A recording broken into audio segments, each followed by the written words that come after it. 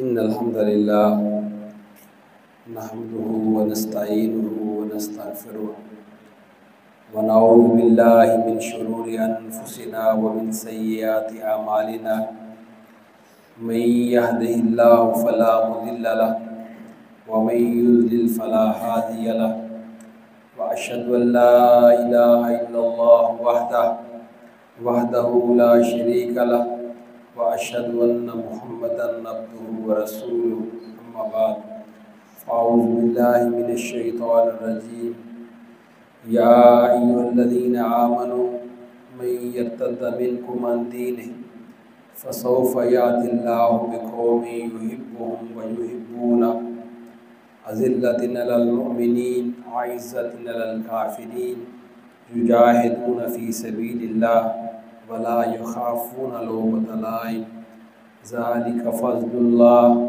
یؤتیہ من یشاء۔ میرے محترم بھائیوں، ہم اپنے اللہ کا شکر ادا کرتے ہیں کہ جس اللہ رب العزت نے ہمیں اسلام کی سمجھ دی، یہ دین جو اللہ نے ہمیں دیا، اس کے ساتھ ہمیں ہدایت ملی۔ یقیناً ہر شخص کی خواہش کہ وہ عزت حاصل کرے، وہ کامیاب ہو جائے، اس کو کامیابیاں مل جائیں، تو اس کے لیے بھائیوں اللہ کے نزدیک ایک ہی راستہ ہے، وہ دین کا راستہ ہے، وہ اسلام کا راستہ ہے۔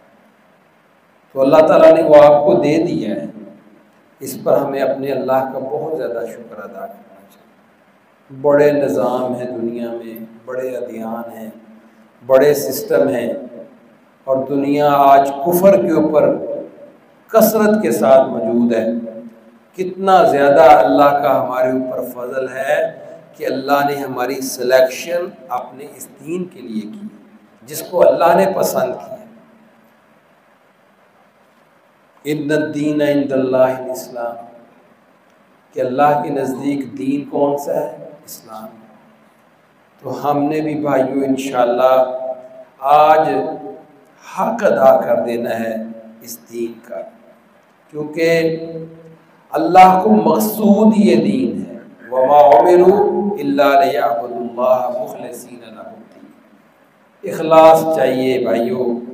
یہ کجرویاں، دو رنگیاں، مرضیاں، خواہشات، برادریاں، اس کو مقدم جاننا، اس کو چھوڑ کر جو اصل روشنی ہے، جو اللہ رب العزت نے سب سے اعلیٰ اشرف نبی جناب محمد رسول اللہ صلی اللہ علیہ وسلم پر اتاری، وہ اسلام کی شکل ہے۔ آج اس کے ساتھ اپنی نسبت کو مضبوط، اپنے سے سوال کریں، اپنے کو چیک کریں کہ میں اسلام کی نسبت سے کہاں کھڑا ہوں۔ اسلام مجھ سے تقاضے کرتا ہے، میرا بہت بڑا دعویٰ ہے کہ میں مسلمان ہوں، تو کیا اس کی ذمہ داریوں کو بھی میں پورا کر رہا ہوں، یا خالی دعویٰ ہے؟ الف لام میم احسب الناس ان یترکوا ان یقولوا آمنا وهم لا یفتنون۔ ہم نے تو بس یہ سمجھ لیا، کلمہ پڑھ لیا، بس ہماری کون سی باز پرس ہونے والی ہے، بس ہم مسلمان ہیں، ہم نے ڈائریکٹ جنت میں چلے جانا ہے۔ تو یہ دھوکے ہیں، یہ شیطان کی بہت بڑی تلبیس ہے جو ہمیں دین سے دور رکھنا چاہتا ہے۔ اللہ کے نبی جناب محمد رسول اللہ صلی اللہ علیہ وسلم نے باقاعدہ وصیت فرمائی۔ وصیت بڑی اہمیت کی حامل ہوتی ہے۔ اسلام کی نسبت سے فرمایا ترکت فیکم امرین لن تضلوا ما تمسکتم بہما کتاب اللہ و سنت نبی۔ میں تم میں دو چیزیں چھوڑ کے جا رہا ہوں، اگر تم ان دو چیزوں کو مضبوطی کے ساتھ تھام لوگے، اپنا لوگے، اپنے اوپر نافذ کر لوگے، تو کبھی گمراہ نہیں ہو، ہمیشہ کامیاب اور کامران ہو۔ اور وہ دو چیزیں فرمائیں، کتاب اللہ، ایک اللہ کی کتاب قرآن ہے، اور دوسری وسنت رسول، اللہ کے رسول صلی اللہ علیہ وسلم کی سنت۔ تو گویا اسلام کا ماخذ، منبع، سورس، سرچشمہ، بنیاد کیا ہے؟ کتاب اللہ اور سنت رسول اللہ، بس یہی دین ہے، اس کے علاوہ کوئی اور چیز دین نہیں ہے۔ اللہ کے نبی صلی اللہ علیہ وسلم کوئی اور چیز بتاتے تو ہم اس کو بھی دین مان لیتے۔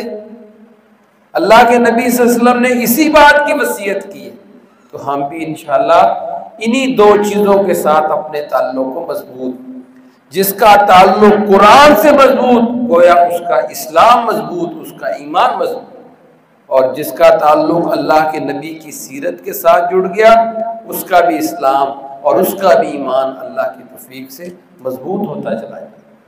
تو اپنا جائزہ لیجئے کہ آج میں اسلام کی نسبت سے قرآن کے ساتھ کتنا جڑا ہوں۔ قرآن ہماری وہ کتاب ہے جو اللہ تعالیٰ نے نازل کی ہے، اور یہ قیامت تک قائم رہنے والا معجزہ ہے۔ معجزے سنے ہیں نا، اللہ نے نبیوں کو معجزے دیے تھے۔ بھائی کیسی بات ہے، اللہ نے آپ کو معجزہ آپ کے ہاتھوں میں پہنچایا، یہ نبی کریم صلی اللہ علیہ وسلم کا معجزہ، اور یہ قیامت تک رہے گا، اس میں کوئی تبدیلی نہیں ہوگی۔ یہ ہر دور میں فٹ کتاب ہے، کتنے حالات گزریں گے، کتنے ادوار گزریں گے، قیامت تک لوگ آئیں گے، وہ قرآن پڑھتے جائیں گے، قرآن ان کی رہنمائی کرتا چلا جائے گا۔ یہ اس کا بہت بڑا معجزہ ہے، اور کوئی اس کے متبادل کوئی کتاب نہیں لا سکے گا، یہ اس کا بہت بڑا معجزہ ہے۔ اور اللہ تعالیٰ ہمیں اس بات کی تلقین کرتے ہیں، تاکید کرتے ہیں کہ ہم اس قرآن کو پڑھیں، سمجھیں، سیکھیں، اپنائیں، غور و فکر کریں۔ افلا یتدبرون القرآن، تم قرآن میں غور و فکر کیوں نہیں کرتے؟ ام علی قلوب اقفالها، کیا تمہارے دلوں پر تالے لگے ہوئے؟ اللہ کا انداز دیکھیں، یہ والا کیوں انداز ہے؟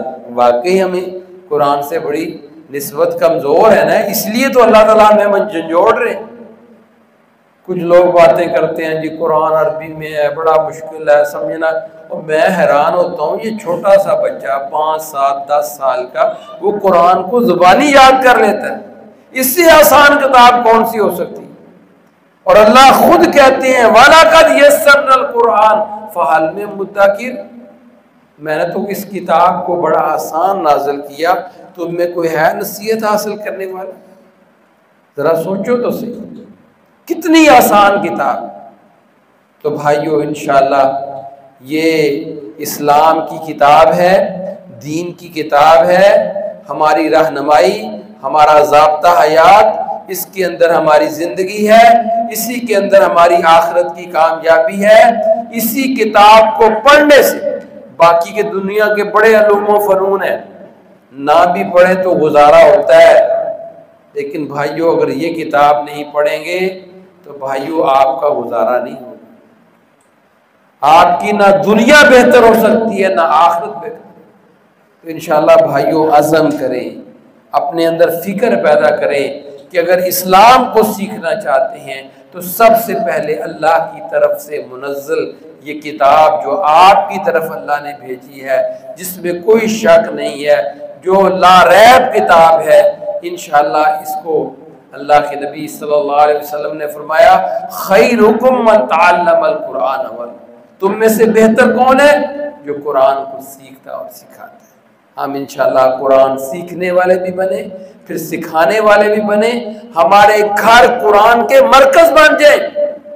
آج بڑے دکھ کے ساتھ کہنا پڑتا ہے کہ آج کتنے سال بیت گئے، بڑی بڑی ڈگریاں ہم نے لے لی، لیکن آج ہمارے پاس قرآن کا علم نہیں ہے، قرآن سادہ پڑھنا نہیں آتا، ترجمہ تو دور کی بات۔ کتنے سالوں سے ہم نماز پڑھتے ہیں، امام کے پیچھے قرآن سنتے ہیں نا، کیا ہمیں سمجھ آ رہی ہوتی ہے؟ اپنے سے سوال کریں۔ رمضان میں ہم قرآن سنتے ہیں، کیا ہمیں پیچھے پتہ چل رہا ہوتا ہے کہ کیا پڑھا جا رہا ہے؟ یہی چھوٹا سا سوال اپنے سے کر لیا کریں، میرے کیا بچوں کو قرآن کا پتہ ہے؟ یہ جتنے عبادات ہیں بچوں سے سوال کریں، نماز کہاں لکھی ہوئی ہے بلا؟ قرآن میں لکھا ہوا ہے نا، کون سی آیت ہے؟ روزے کی کون سی آیت ہے؟ زکات، حج، کون سی آیت؟ کوئی کسی کو ریفرنس یاد؟ یہ چھوٹی چھوٹی باتیں جس کا ہمیں علم ہونا چاہیے. ہم مسلمان انشاءاللہ آپ جب اس طرف توجہ دیں گے، یہ قرآن بڑی حلاوت، مٹھاس، اطمینان، سکون دینے والی کتاب. اگر آپ پریشان ہیں قرآن پڑھنا شروع کر دیں. الا بذکر اللہ تطمئن القلوب. دلوں کا سکون اگر حاصل کرنا چاہتے ہو تو بھائی، زندگی میں سکون لینا چاہتے ہو تو اپنا تعلق قرآن سے مضبوط کرو. انما المؤمنون الذین اذا ذکر اللہ وجلت قلوبہم. مومن جب اللہ کا ذکر سنتے ہیں تو ان کے دلوں میں دہل جاتے ہیں، ان میں خشیت للہیت پیدا ہوتی ہے. وَإِذَا تُلِيَتْ عَلَيْهِمْ آيَاتُهُ زَادَتْهُمْ ایمانا. ایمان کی بڑھوتری کس کے ساتھ منسوب ہے؟ قرآن کو سننا، قرآن کو پڑھنا.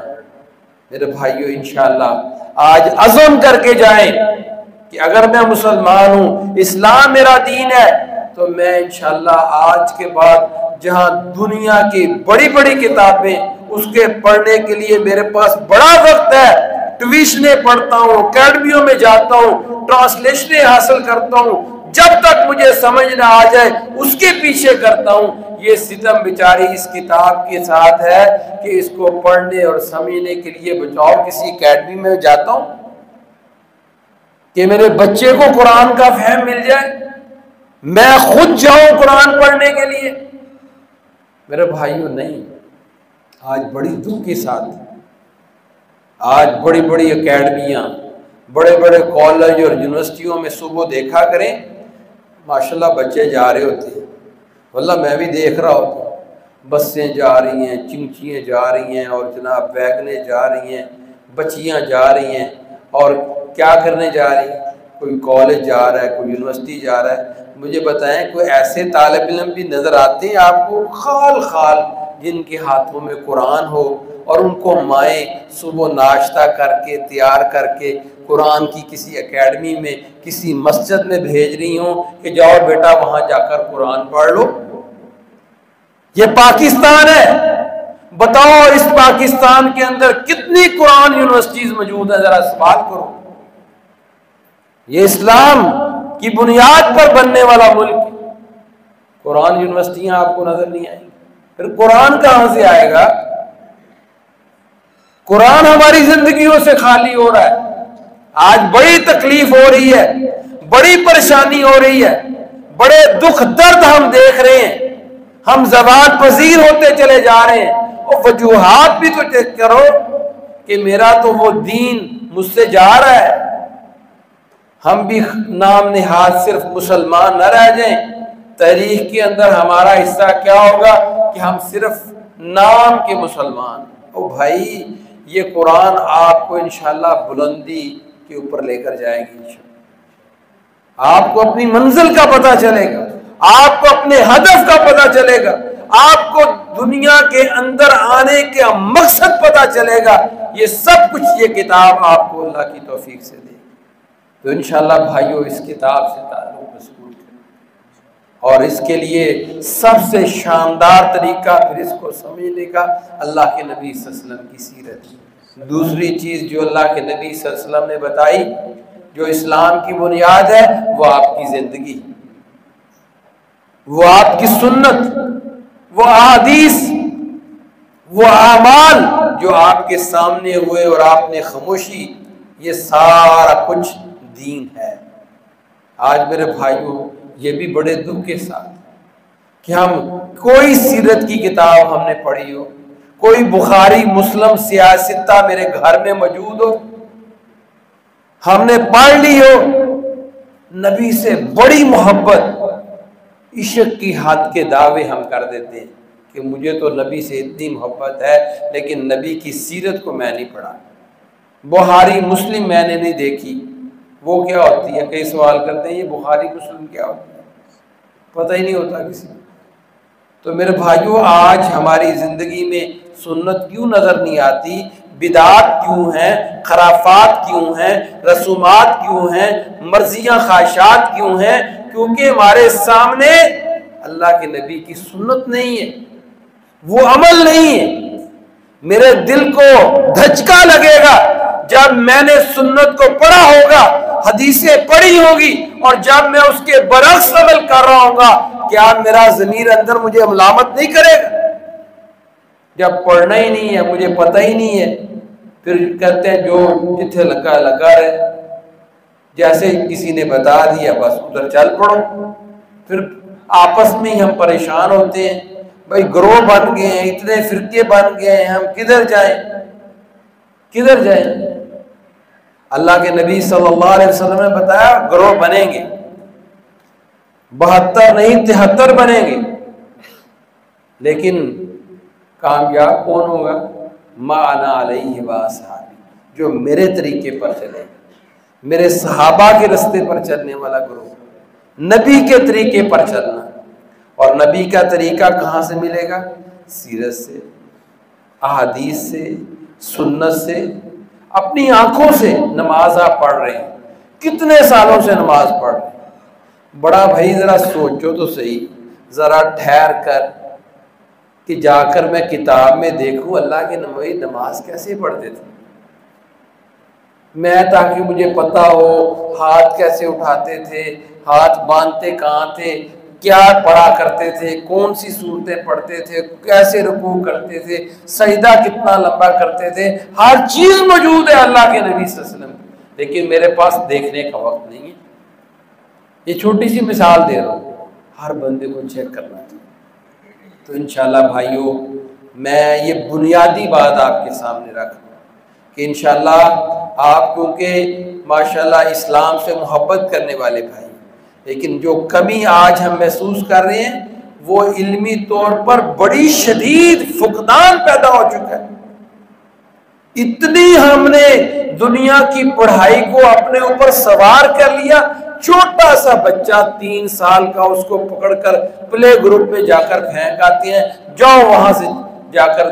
بھائی کیا ہے بھائی، وہ عمر تو پہچان کروانی تھی۔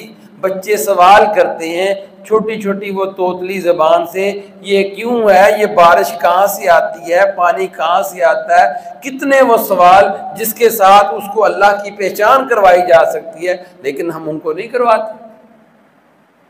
ذرا سوچے تو صحیح، ہمارا بچہ جس کو توحید تو ویسے ہی سمجھ آ سکتی ہے، لیکن ہم توجہ نہیں کرتے۔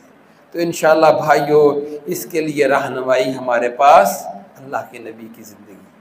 تو انشاءاللہ سب سے پہلی بات انشاءاللہ اللہ کا دین اپنانا، اس کے ساتھ اخلاص کے ساتھ مخلص ہونا، اور جو اس کی بنیاد کتاب اللہ کو سمجھنا، اور انشاءاللہ اللہ کے نبی کی سیرت کو انشاءاللہ سمجھنا اور سیکھنا، اور اس کے بعد اس کو اپنانا۔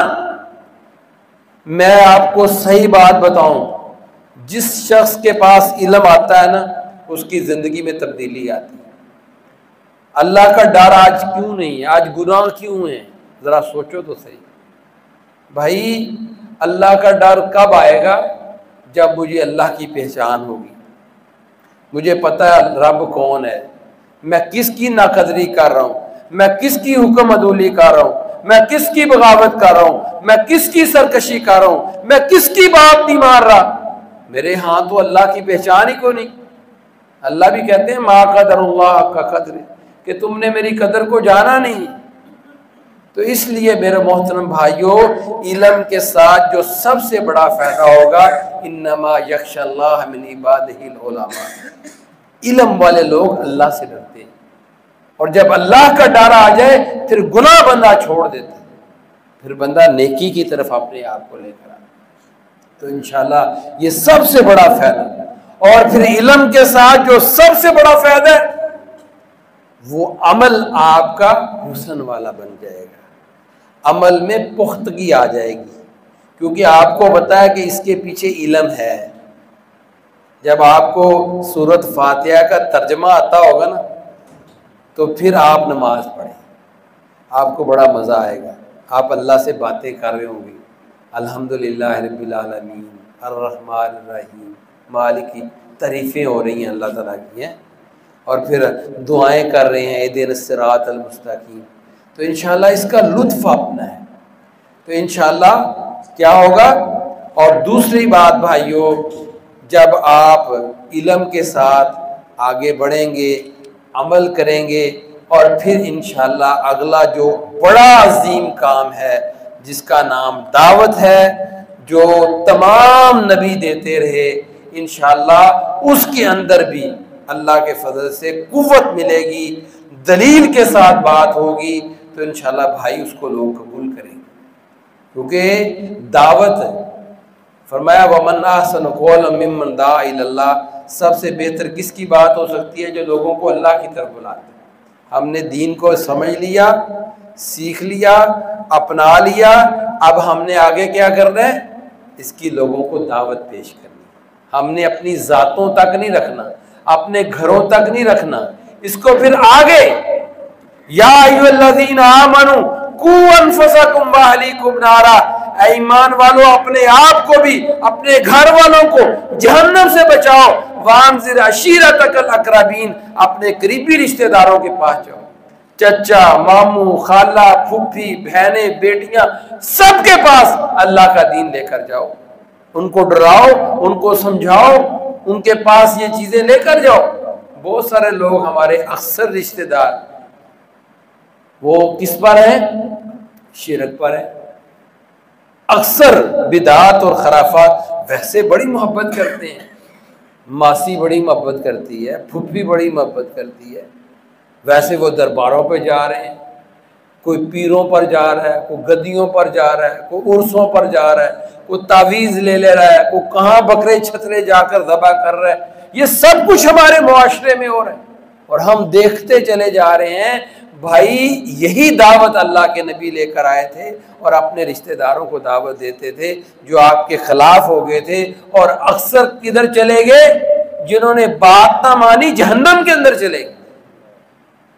آج ہماری بھی حالت ہی ہے۔ اللہ تعالیٰ کہتے ہیں وَمَا يُؤْمِنُ أَكْثَرُهُم بِاللَّهِ إِلَّا وَهُمْ مُشْرِكُونَ، ایمان کا دعویٰ کرنے والے اکثر اللہ کے ساتھ شرک کر رہے ہیں، اور آج ہے یہ حالت۔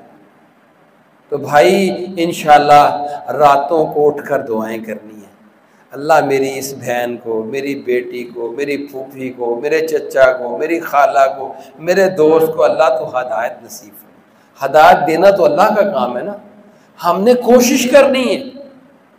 اللہ کے نبی صلی اللہ علیہ وسلم دعاؤں کے ساتھ مانگا کرتے تھے، عمر بن خطاب دعا کے ساتھ ملے تھے نا، اللہ سے دعا کی تھی، اللہ نے دے دیا۔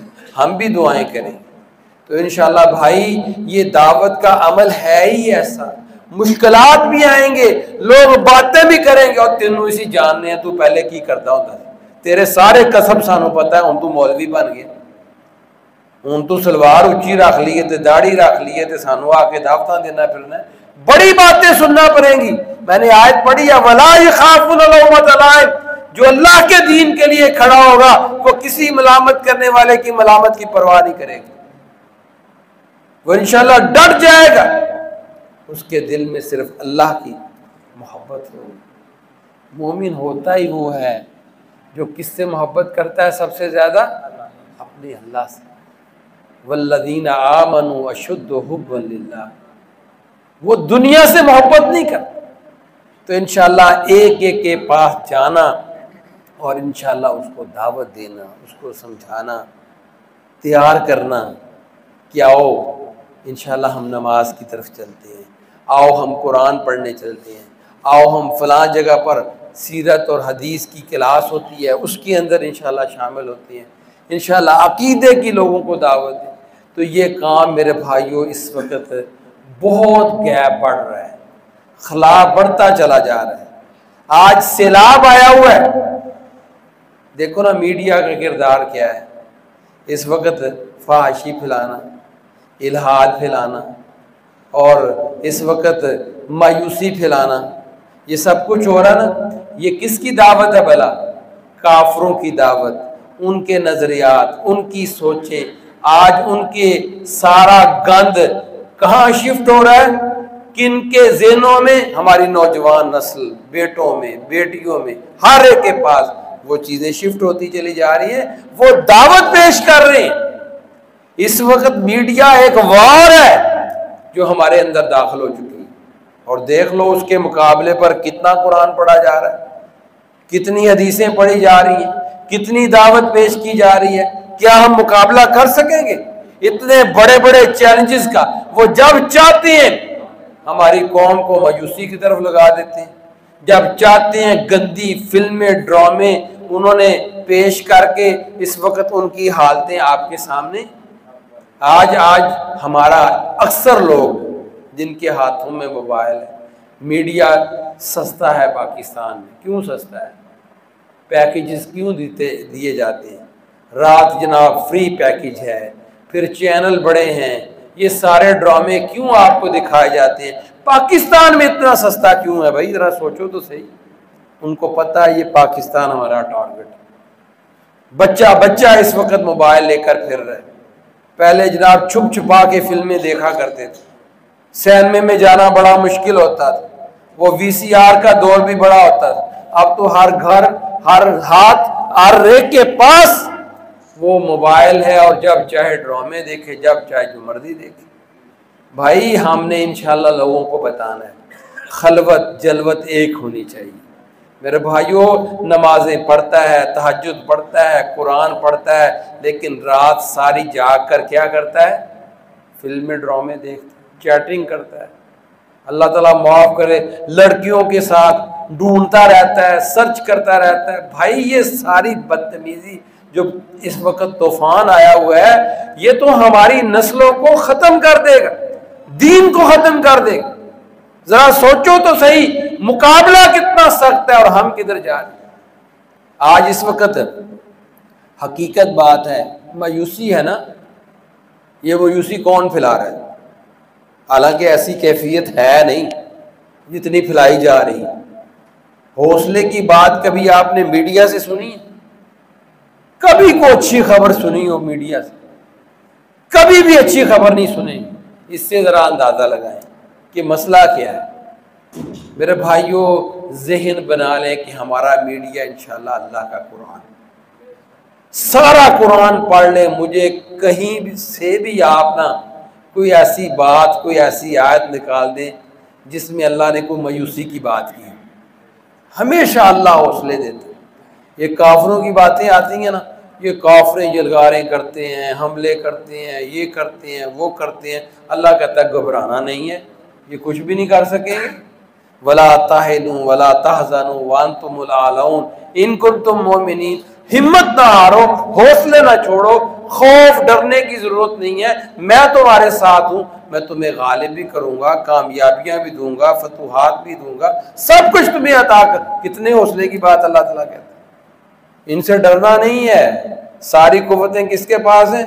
اللہ کہتا ہے میرے پاس۔ میں جب تمہارے ساتھ، واللہ معاکم، اللہ کہتے ہیں میں تمہارے ساتھ ہوں، وانتم الاعلون، میں تمہیں غالب کروں گا۔ یہ کتنی شاندار باتیں، یہ آپ کو قرآن سے ملی، میڈیا سے تو نہیں ملیں گی۔ میڈیا کہے گا بس پاکستان بس ڈیفالٹ ہونے والا ہے، پاکستان بس ختم ہونے والا ہے، پاکستان میں یہ ہونے والا ہے، پاکستان میں وہ ہونے والا ہے۔ اور دیکھ لو کتنی تیزی کے ساتھ ہماری نوجوان نسل متاثر ہو رہی ہے۔ پاسپورٹ آفس چلے جاؤ، جاری اسلام آباد چلے جاؤ، ویزے لگوا رہے ہیں، پاکستان سے بھاگ رہے ہیں کہ پاکستان میں کوئی فیوچر نہیں، پاکستان بس ختم ہونے والا ہے، جیسے پتہ نہیں کیا ہے۔ بھائی یہ پروپیگنڈا، ہمارا سارا ٹیلنٹ کہاں جائے گا؟ کافروں کے پاس۔ پھر وہاں کے اثرات یہاں آئیں گے۔ وہ ملک تو وہ ہے جی، پاکستان میں کیا ہے، کیا شاندار ملک ہے۔ اور بھائی انہوں نے کیا کیا؟ انہوں نے خون کن کا نچوڑا، انہوں نے کن کی شہادتیں کی؟ یہ جو نیٹو کی فورسز آئی تھیں، اس سے پہلے جتنی بھی جنگیں لڑی گئیں، یہ سارے آپ کے مسلمان ملکوں کے وسائل اکٹھے کر کے جا کے انہوں نے اپنے ترقیاں کر لی ہیں۔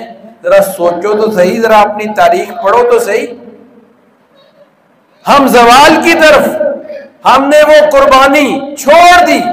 اب وہ شہادتوں کے جذبے آج ہمارے اندر نہیں۔ پہلے ہمارے نوجوان شہادتوں کے لیے تیار ہوتے، قربانیاں دیتے تھے۔ جب بھی آپ کھڑے ہوئے اللہ نے آپ کی مدد کی۔ روس کتنی بڑی طاقت، کھڑے ہوئے اللہ کی مدد. یہ امریکہ آیا, کس طرح آپ کھڑے ہوئے, اللہ نے اس کو بھگا دیا. انڈیا کے ساتھ آپ نے دو دو ہاتھ کیے.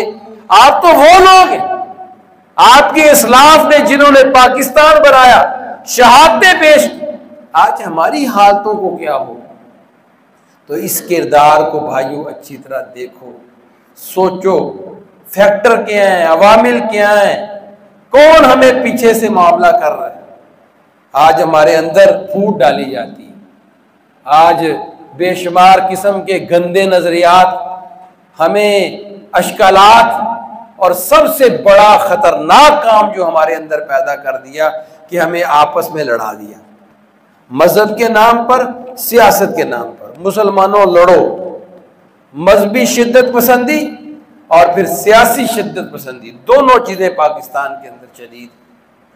اور بھائی عقیدہ مضبوط رکھو. میں آپ کو آج ایک دعوت دینے چلا ہوں, انشاءاللہ جو کلمہ پڑھنے والا ہے وہ ہمارا مسلمان بھائی ہے. سمجھ آئیے, کوئی گروہ بندی نہیں ہونی چاہیے. ساری مسجدیں اللہ کے گھر ہیں, کوئی کسی فرقے کی مسجد نہیں ہے. ساری مسجدیں ان المساجد للہ. ہر کلمہ جو کلمہ پڑھتا ہے نا وہ کون ہے, وہ ہمارا بھائی ہونا چاہیے. کلمہ ہم نے معمولی سمجھا ہے. کلمے کے ساتھ تو بھائیوں جنت مل جائے گی. حدیث میں آتا ہے ایک شخص گناہوں کے رجسٹر لے کر آئے گا قیامت والے دن, گناہوں سے اٹا پٹا. وہ اس کے رجسٹر اس کے ترازو میں رکھے جائیں گے. اور دوسرا اس کے پاس کیا کارڈ ہوگا, کلمے والا. صرف ایک کارڈ ہوگا, اس کے اوپر کلمہ لکھا ہوگا. جب اس کو ترازو میں رکھا جائے گا تو وہ رجسٹر اوپر ہو جائیں گے اور وہ کلمے والا پڑھ رہا نیچے ہو جائے گا. اس کے ساتھ وہ جنت میں چلا جائے گا. ذرا سوچو تو صحیح. ابھی ایک بندہ باہر سے آپ کی مسجد میں داخل ہو, ادھر آئے اور مجھے, وہ عیسائی ہے اور وہ آ کے کہے گی میں کلمہ پڑھنا چاہتا ہوں, مجھے یہ بتائیں کہ آپ سب کو خوشی ہوگی یا نہیں ہوگی؟ ہوگی نا. آپ اٹھیں گے, ملیں گے, مبارکباد دیں گے, خوشی کا اظہار کریں گے. بھائی وہ ابھی آیا اور اس نے کلمہ پڑھا, اور جو 30 سال سے کلمہ پڑھ رہا ہے, جس کے بچے بھی کلمہ پڑھ رہے ہیں, اس کے ساتھ وہ محبت کیوں نہیں ہے؟ اس سے تو ابھی آپ نے محبت پال دی. یہ میرے بھائیوں جو ہمارے اندر یہ چیزیں پیدا ہو چکی ہیں نا, اس کے اندر بھائیوں علماء کو بھی سمجھاؤ. یہ خام خواہ کی یہ شدت ختم ہونی چاہیے. جب ہمارے پاس دین کتاب اللہ سنت رسول اللہ ہے, اختلاف ختم. انشاءاللہ ہم علماء کو بھی, مجھے بتایا زاہد بھائی نے کل ماشاءاللہ پرسوں انہوں نے مجلس رکھی, علماء کو بلایا, سب کو اکٹھا کیا, اتحاد کی بات کی, مل جل کر کام کرنے کی بات کی. کوئی اکٹھا کرتا ہی نہیں ہے.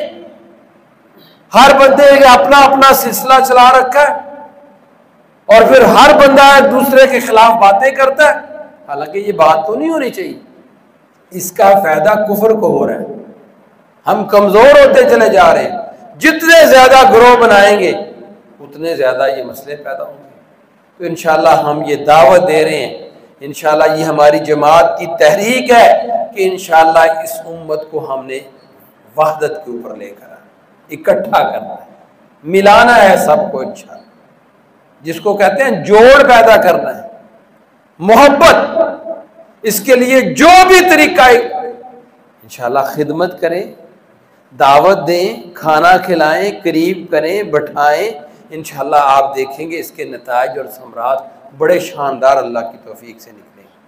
اسی طرح سیاست میں دیکھ لو, مسلمان کی پارٹیاں, یہ پارٹی کہاں سے آئی ہے؟ پارٹیشن سے. تقسیم کرو, ڈیوائڈ اینڈ رول. یہ کافروں کا ایجنڈا ہے کہ مسلمانوں کو تقسیم کرو پھر ان پر حکومت کرو. آج ہماری ساری جماعتیں ایک دوسرے کے خلاف ایسے لڑتی ہیں جیسے کفر اسلام کا مسئلہ ہے. ایسے ہی ہے نا, ایسے الزامات لگاتی ہیں. وہ اللہ کا خوف کرنا چاہیے. جھوٹ کا پلندہ, ایک دوسرے کو طعن و تشنیع, یہ کون سا نظام ہے؟ یہ کون سی سیاست ہے؟ سیاست تو نبی بھی کرتے تھے, انہوں نے بھی حکومتیں کی ہیں, لیکن یہ سیاست تو نہیں تھی. یہ گندی سیاست کے ختم ہونے کا وقت انشاءاللہ آ چکا ہے. اب دیکھ لو کب تک یہ سلسلے چلتے ہیں. ہر کوئی ننگا ہوتا چلا جا رہا ہے۔ اللہ کے بھی نظام ہے نا، اب یہ گندی سیاست بھی ختم ہو رہی ہے۔ اللہ تعالیٰ صاف کر دے گا سب کچھ، حوصلے کے ساتھ آپ کھڑے رہیں، مشکل ضرور آئے گی، آزمائشوں سے گزرنا پڑتا ہے۔ جب بھی کوئی بڑے فیصلے اللہ تعالیٰ نے کرنا ہوتے ہیں نا تو اللہ پھر بھٹیوں سے گزارتا ہے۔ وَلَنَبْلُوَنَّكُمْ بِشَيْءٍ مِّنَ الْخَوْفِ وَالْجُوعِ وَنَقْصٍ مِّنَ الْأَمْوَالِ وَالْأَنفُسِ وَالثَّمَرَاتِ وَبَشِّرِ الصَّابِرِينَ۔ اللہ ضرور آزماتا ہے، نبیوں کو بھی آزمایا، صحابہ کو بھی آزمایا، پھر اس کے بعد اللہ تعالیٰ بڑے بڑی فتوحات عطا فرماتا ہے۔ تو اس وقت پاکستان بھی انہی حالات میں آزمائش آئی ہوئی ہے ہمارے اوپر، اور سب سے بڑی ہماری اپنی خطائیاں ہیں، ہمارے گناہ ہیں۔ من حیث القوم، پوری قوم گناہوں کے اندر آلودہ ہے، کوئی ہے اصلاح کی طرف آنے والا؟ ہر شخص جھوٹ بولتا ہے، ہر شخص حرام کھاتا ہے۔ ذرا سوچو تو صحیح، کسی تاجر کے پاس جاؤ، کیا اس کی تجارت میں سچ ہے؟ اکثر لوگ جھوٹ بولتے ہیں، جھوٹی قسمیں کھاتے ہیں، ملاوٹ کرتے ہیں، کرپشن ہے، رشوت ہے، پھر عقیدے کی خرابیاں اپنی جگہ، بڑے بڑے گناہ ہیں۔ بھائی جب اتنے بڑے گناہ ہو اور پھر گناہوں کے بعد معافی بھی نہ ہو، استغفار بھی نہ ہو، تو بھائیوں پھر اللہ کی پکڑ تو پھر آتی ہے یا نہیں آتی؟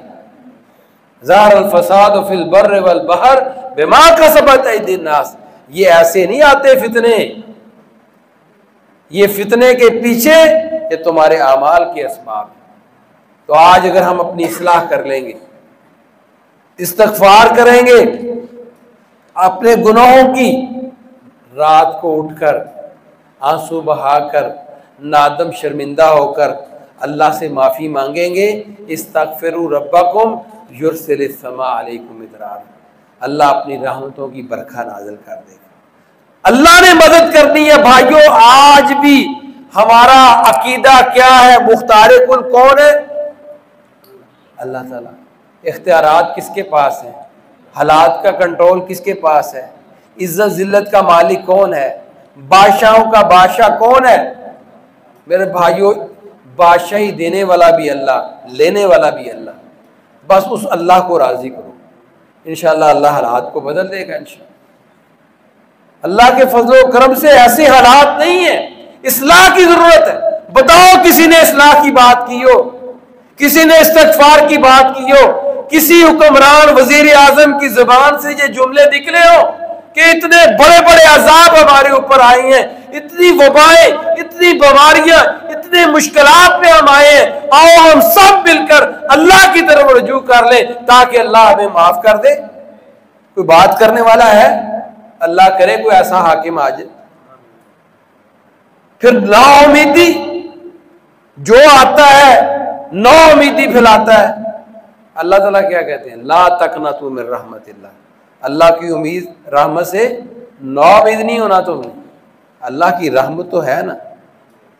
اور یونس علیہ السلام مچھلی کے پیٹ میں چلے گی، اچھا اب ہونا تو یہ چاہیے تھا کہ نا امید ہو جاتے، اب مجھے کون نکالے گا؟ کتنے پر امید ہو کر مچھلی کے پیٹ میں، سمندر کی تہ میں اللہ سے دعا کر رہے ہیں، لا الہ الا انت سبحانک انی کنت من الظالمین۔ لو اللہ تعالیٰ نے نجات دی یا نہیں دی؟ دی نا۔ یعقوب علیہ السلام کو دیکھ لیں، پتہ چلا کہ بیٹا اس کو مار دیا گیا، بھیڑیا کھا گیا، اور رو رو کر اپنی آنکھیں بنائی بھی چلی گئی، لیکن کیا کہتے ہیں؟ صبر کرتے ہیں۔ انما اشکو بسی و حزنی اللہ، کہ میں اپنا معاملہ کس کے سپرد کرتا ہوں؟ اپنے اللہ کی طرف لوٹاتا ہوں۔ مجھے بتاؤ پھر اللہ نے بیٹا بھی لٹا دیا، بینائی بھی لٹا دی۔ یہ ہے امید۔ بہت سارے واقعات ہیں، سارے قرآن پڑھیں، آپ کو اتنے نبیوں کے قصے ملیں گے جو ہر مشکل وقت کر امید پر کس سے دعا مانگا کرتے تھے؟ اپنے اللہ سے دعائیں کیا کرتے تھے، اللہ حالات کو تبدیل کر دیا کرتا تھا۔ ہمیں بھی اس وقت یہی کام کرنا چاہیے۔ تیسرا، ناشکری انتہا کی۔ کیا ہوا ہے؟ آپ نے کھانا کھایا یا نہیں کھایا؟ ذرا اللہ کے نبی صلی اللہ علیہ وسلم کی سیرت پڑھ لیں، صحابہ کی سیرت پڑھ لیں، امی عائشہ کیا کہتی ہیں؟ ہمارے گھر میں تیسرا چاند نکلا تھا، تیسرا مہینہ شروع ہو جاتا، چولہا نہیں جلتا تھا، کھجور پانی پر گزارا۔ کوئی ایسی جگہ ہے ہماری؟ ہماری تو ناشکری ہے، اتنی نعمتیں ہمارے، کپڑے ہمارے پاس، کھانے ہمارے پاس، کتنا کچھ ہمارے پاس، لیکن ہماری زبانوں پر جملے کیا ہیں؟ بس بیڑا غرق ہو گیا بھائی، کوئی حال نہیں رہا۔ اچھا، جب اس طرح کے جملے بندہ بولتا ہے، اس کے نتائج اور ثمرات پھر کیا نکلتے؟ لَإِن شَكَرْتُمْ لَأَزِيدَنَّكُمْ، اگر تم شکر گزاری کرو گے اللہ تمہیں عطا فرمائے گا، اور جب تم ناشکری کرو گے اللہ تم سے نعمت کو چھین بھی لے گا۔ یہی ہماری حالت ہو رہی ہے آج کہ کیا ہو رہا ہے ہمارے ساتھ؟ ہر بندہ ناشکری ناشکری